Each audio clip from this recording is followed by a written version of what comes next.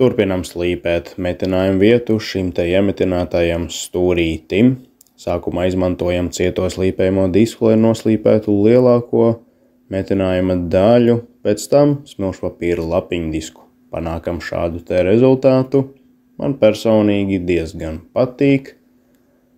Detaļa ir diezgan taisna un nāksies izmantot ļoti nelielu špaktelītes daudzumu izcilam rezultātam.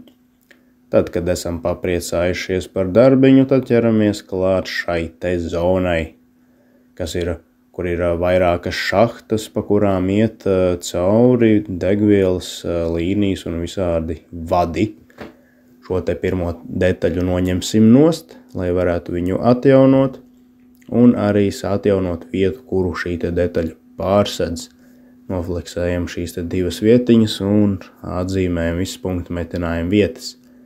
Tās vietas, kuras korozijas dēļ nespējam saskatīt, punktu metinājumu vietas, tās var atrast nedaudz jau tā kā pasitot ar kaltu šo te detaļu vaļā, un tad viņi tur nedaudz palokās, un tad jau to vietu var tādā veidā labāk atrast.